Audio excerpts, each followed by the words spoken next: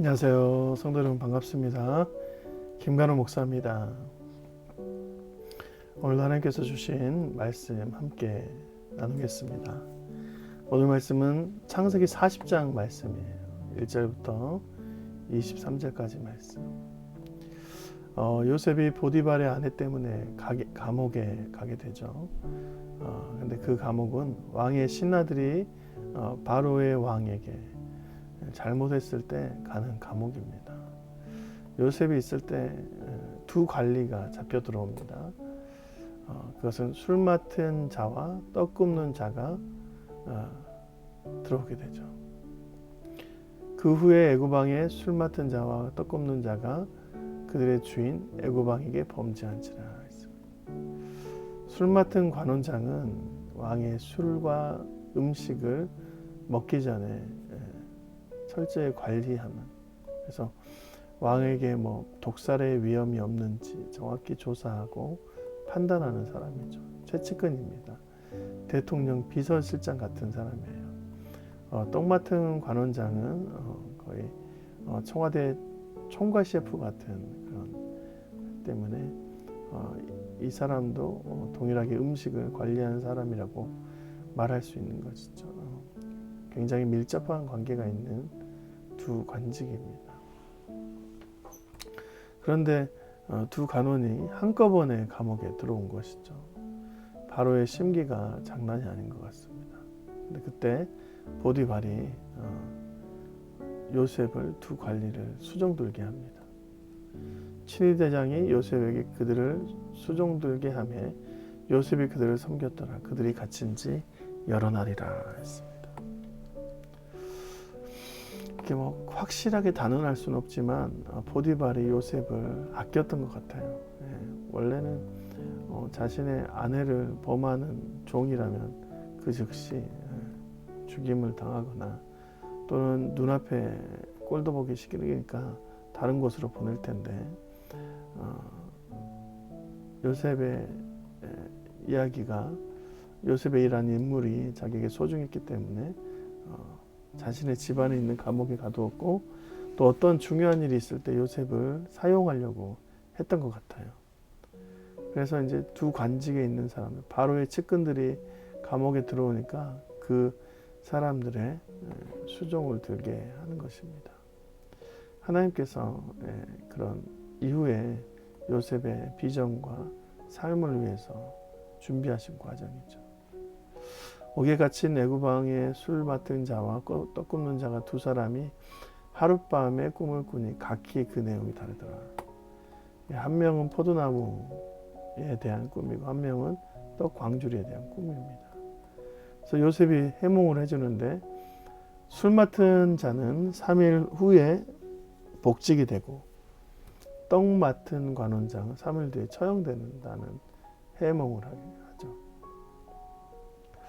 신기한 일은 우리가 꿈에 대한 얘기를 하면 좀 그럴 수 있겠다라고 이제 해석을 하거나 해몽을 할 텐데 요셉이 확실히 자신이 이 꿈에 대해서 확실하니까 자신이 이후에 부탁할 것들을 살아남을 사람, 그러니까 술 맡은 관원장한테만 부탁합니다.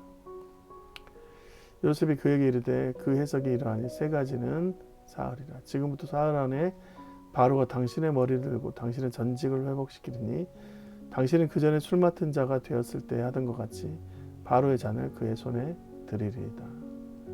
이렇게 당신이 복직될 것입니다 라고 말을 하고 당신이 잘 되시거든 나를 생각하고 내게 은혜를 베풀어서 내 사정을 바르게 하려 이 집에서 나를 건져내소서. 이렇게 부탁하는 것을 볼 수 있어요. 떡 관원장한테는 그렇게 부탁하지 않아요.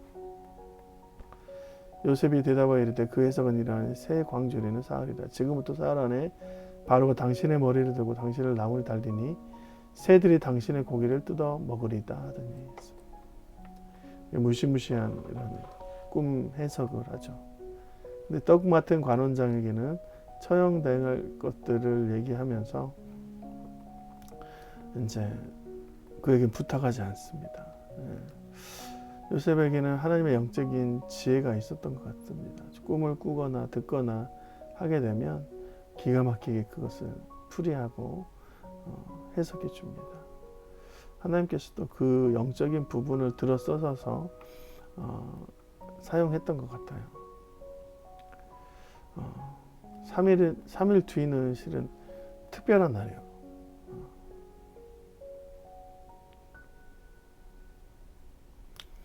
바로 그 애굽왕 바로의 생일입니다. 그래서 그 생일날 한 명은 복직되고 한 명은 처형되는 것들이 실제로 일어났죠. 바로의 술 맡은 관원장은 전직이 회복되매 그가 잔을 바로의 손에 받들어 드렸고 떡 굽는 관원장은 매달리니 요셉이 그들에게 해석함과 같이 되었다. 딱 맞아 떨어졌습니다. 이게 이제 꿈을 해석하면서 그들의 인생의 이야기들을 이제 얘기한 요셉을 통해서 사람들이 굉장히 많이 놀랐을 것입니다. 근데도 불구하고 술 맡은 관원장이 요셉을 기억하지 못하고 그를 잊었더라. 신기했을 거예요.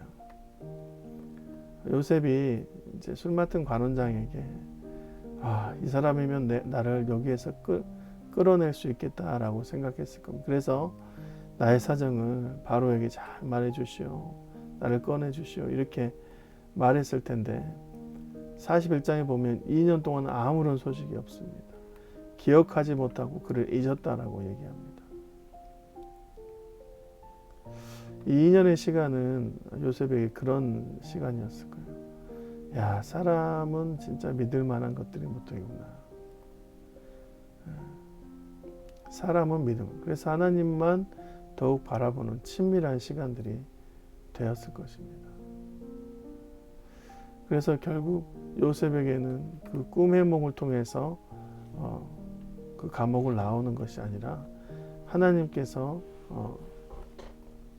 바로의 왕에게 꿈을 꾸게 하시고 그 꿈을 다시 한번 해석하는 자리에 요셉을 불러주십니다. 하나님께서 완벽하게 자신의 타이밍을 절대 놓치지 않고 요셉을 이끌어내시는 것이죠. 그래서 이 부분만 보아도 요셉이 하나님의 술 맡은 관원장에게 억지로 부탁했던 것들을 하나님께서는 자신의 방법으로 자신의 타이밍으로 해결해 주시는 것이죠. 우리가 조금 불리하다고 생각할지라도 우리 눈에서는 이게 확실하다고 생각하더라도 하나님께서 주신 그 타이밍으로 우리가 살아내야 돼요. 우리가 우리의 타이밍을 맞추는 것이 아니라 하나님의 타이밍을 맞춰서 살아가야 됩니다. 그것이 가장 빠른 지름길입니다. 요셉이 애굽에 끌려와서 히브리 사람으로 종노릇하고 있었는데 감옥에 가게 됩니다. 이 감옥에 가는 것도 결국 이런 관직에 있는 자들을 만나게 해서 바로의 왕 앞으로 정말 빠른 시기에 이끌어냈던 그런 하나님의 인도하심이죠. 누가 그렇게 큰 대제국의 왕을 볼 수 있겠습니까? 그런데 17살 된 이제 갓 지난 그런 사람이 그 앞에 나아가서 만난다는 것은 하나님께서 가장 빠른 지름길로 요셉을 인도하신 것이죠. 하나님의 타이밍을 믿으시고 그 과정을 이해하고 함께 동참하실 때, 우리는 늦었다고 생각할 때 하나님의 타이밍 안에서 가장 빠른 길임을 우리가 생각하고 나아가시는 올 하루가 됐으면 좋겠습니다. 고맙습니다. 안녕히 계세요.